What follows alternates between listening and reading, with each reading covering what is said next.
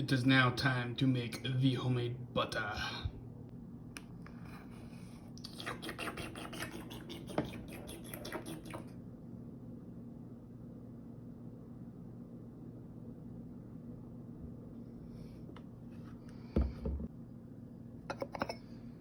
Ooh, I'm almost out of salt.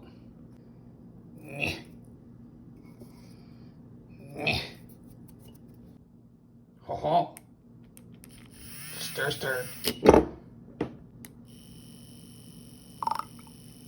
Oh, I don't like that.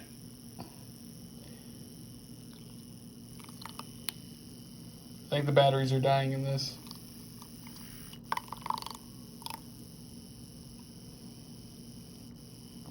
Might have to switch to the old-fashioned way. And just shake. This takes some time. You need patience. But you can do other stuff with the other hand. Not what I meant. Keep your mind clean. Keep in mind, if your arm gets tired, you got another one. Just swap back and forth. Still not what I meant. Keep your mind clean. You know you're starting to get close when you can see spots opening up on the inside. I know it's kind of hard to tell, but that is just like air pockets in there, in the middle. But that's a good sign that you're getting close to having butter. This is probably past the point of it being considered whipped cream. It's kind of an in-between stage between whipped cream and butter. But if you're having trouble getting to the stage and you're about this full, go ahead and take some out. For people with not as much arm strength, you might try only filling up your container a third of the way, because what's turning it into butter is the action of it getting whipped around on the inside.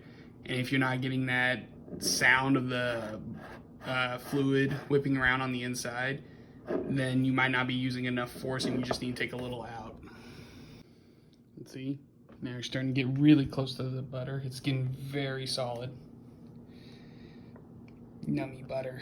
And you'll notice whenever you're doing this, there'll start to be a fluid buildup, but as you can see, the butter in there is starting to look more like butter. Oops, I spillage. At this point, you've pretty much got as much butter as you're gonna out of this. I usually just pour the leftover fluid into something else and get rid of it however you want. I haven't found a use for the fluid yet. And now you have a homemade butterball.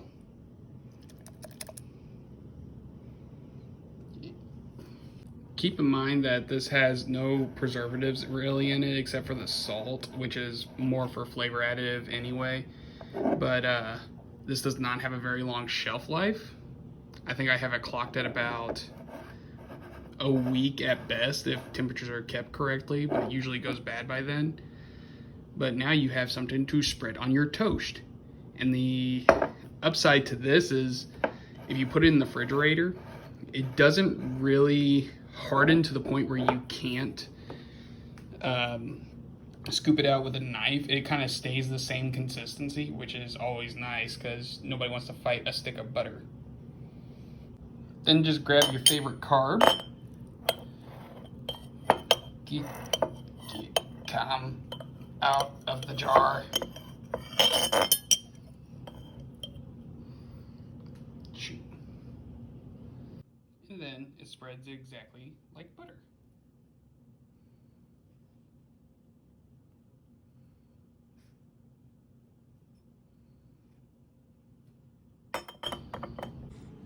And I will say, it is mighty tasty.